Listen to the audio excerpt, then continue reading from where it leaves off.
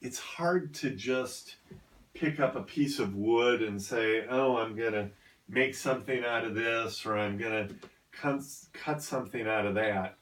It's important to kind of have a plan when you get started. And a good way to do that is through books. And there are lots of books on carving. I've read over 50 of them. And I subscribe to magazines as well. And they will help you with your learning and your techniques as you go along. One of the books that I should have bought first, but didn't, is a book called Carving for Kids, An Introduction to Wood Carving by Robin Edward Trudel. A great book that has quite a few projects in it that are easy and are good skill building techniques.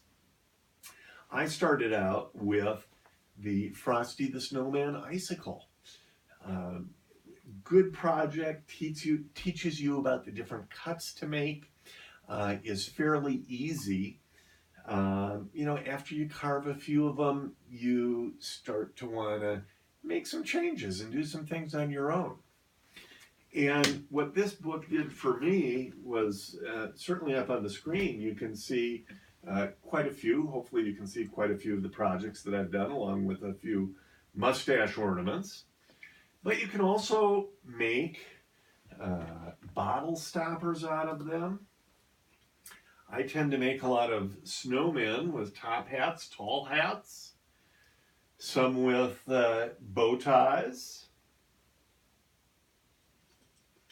some that need ties, ones with shawls. I even took one and looked at it upside down, sideways, and then decided that my thumb would be a good model.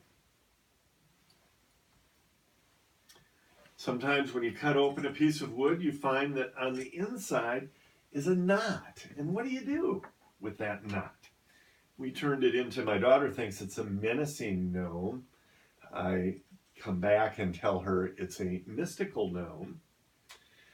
The other part of this knot I turned into what kind of looked to me like an old mitten that I used to wear. It was darker on one side, lighter on the other.